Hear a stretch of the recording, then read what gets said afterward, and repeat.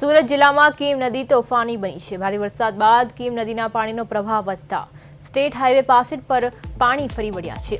Kim Olpad state highway બાદ હવે કીમ હાંસોટ માર્ગ પણ પાણી ભરાવાના કારણે પ્રભાવિત થયો છે। સુરત વાયા હાંસોટ ભરૂચનો સંપર્ક ખોરવાયો છે।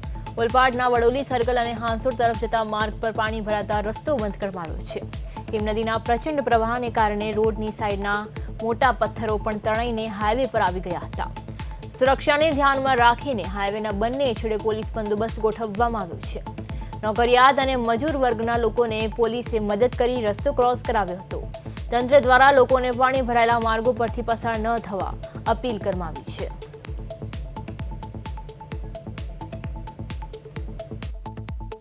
ઉપરવાસમાં ભારે વરસાદના કારણે કીમ નદી ગાંડીતુર બની છે અને કીમ નદીના કિનારે આવેલા ગામોમાં કીમ નદીના પાણી છે તે ઘૂસી રહ્યા છે।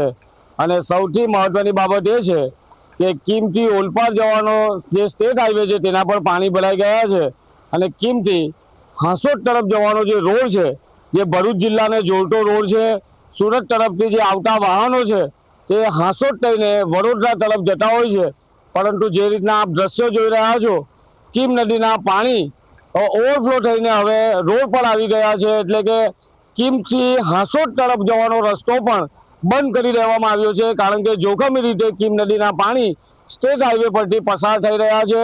કીમ ઓલપાડ રસ્તો બંધ થઈ ગયો છે, ઓલપાડ કીમ રોડ બંધ થઈ ગયો છે, હાંસોટ કીમ રોડ બંધ થઈ ગયો છે, કારણ કે કીમ નદીનું રૌદ્ર સ્વરૂપ જોવા મળી રહ્યું છે। જે રીતે કીમ નદીના પાણી રસ્તા પરથી પસાર થઈ રહ્યા છે, જોતા સ્પષ્ટ રીતે લાગે છે કે કીમ નદીનું જે પાણી છે કેટલું પ્રચંડ સાથે રસ્તા પરથી પસાર થઈ રહ્યું છે।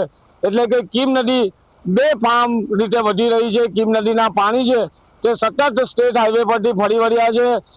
વડોલી ગામનું જે સ્મશાન હતું કીમ નદીના કિનારે તે પાણીમાં ગરકાવ થઈ ગયું છે અને સામેના તરફથી હાંસોટ તરફથી આવતા વાહન વ્યવહાર બંધ થઈ ગયો છે, કારણ કે કીમ નદીનું રૌદ્ર સ્વરૂપ જોવા મળી રહ્યું છે। સતત ધોધમાર વરસાદના કારણે સમગ્ર વિસ્તાર છે તે જળબંબાકાર જેવી સ્થિતિનું નિર્માણ થઈ ગયું છે અને સ્ટેટ હાઈવે છે તેના પરથી પાણી ફરી વળતા હવે સ્ટેટ હાઈવે બંધ થઈ ગયા છે। લોકોને જોખમ ઉપાડવાની પોલીસ મનાઈ કરી રહી છે, રસ્તા બંધ કરી દેવામાં આવ્યા છે। કિરણસિંહ ગોહિલ, પ્રદેશ 24 ગુજરાતી, સુરત। ઉપરવાસમાં ભારે વરસાદના કારણે કીમ નદી ગાંડીતુર બની છે અને કીમ નદીના કિનારે આવેલા માંગરોળ અને ઓલપાડ તાલુકાના ગામોમાં કીમ નદીના પાણી ફરી વળ્યા છે અને ખાસ કરીને જે સ્ટેટ હાઈવે છે તેના પર પાણી ફરી વળ્યા છે। જે રીતનો આ દ્રશ્ય બતાવવાનો પ્રયત્ન કરીશું, આ કીમથી હાંસોટ તાલુકો એટલે કે ભરૂચ જિલ્લાની હદ શરૂ થાય છે અને ભરૂચ જિલ્લા તરફ જવાનો જે ઇલાવ થઈને હાંસોટ અંકલેશ્વર જે રસ્તો નીકળે છે તેના પર કીમ નદીના પાણી ફરી વળ્યા છે અને કીમ નદીના પાણી ફરી વળવાના કારણે બે તરફ પોલીસ દ્વારા બેરિકેડ મૂકવામાં આવ્યું છે, રસ્તો બંધ કરી દેવામાં આવ્યો છે। કીમ નદી ગાંડીતુર બની છે, જોખમી રીતે કીમ નદીના પાણી છે તે સતત વહી રહ્યા છે અને સ્થાનિક લોકો છે તેઓ પણ રસ્તા પર ઉતરી આવ્યા છે અને તેઓ કોઈને અવર જવર કરતા હોય છે તેઓને અટકાવી રહ્યા છે અને ખાસ કરીને વાહનો જે અવર જવર કરતા હતા તે બંધ કરી દેવામાં આવ્યા છે। તકેદારીના ભાગરૂપે પોલીસ છે તે ખડે પગે છે અને ઓલપાડથી કીમ તરફ અને કીમથી હાંસોટ તરફ જતા વાહનો છે તે બંધ કરી દેવામાં આવ્યા છે, કારણ કે કીમ નદીનું રૌદ્ર સ્વરૂપ જોવા મળી રહ્યું છે।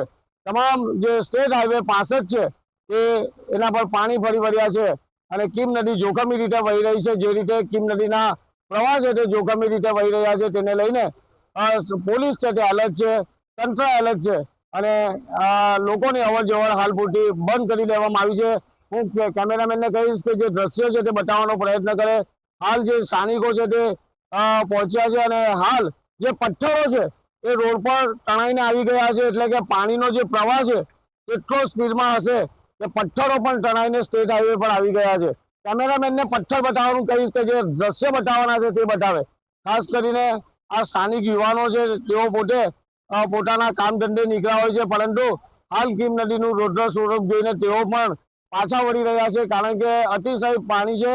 હું કેમેરામેનને ઝૂમ કરીને કહીશ કે જે રસ્તા પર જે પથ્થરો તણાઈને આવી ગયા છે તેના પરથી અંદાજ આવી જાય કે પાણીનો પ્રવાહ કેટલો પ્રચંડ વેગથી પસાર થઈ રહ્યું છે અને હાલ છે તે રસ્તો છે તે બંધ કરી દેવામાં આવ્યો છે। બંને તરફ હાંસોટ તરફના છેડે અને ઓલપાડ તરફના છેડે પોલીસને ખડકી દેવામાં આવી છે, કારણ કે વાહન વ્યવહાર બંધ કરી દેવામાં આવ્યો છે.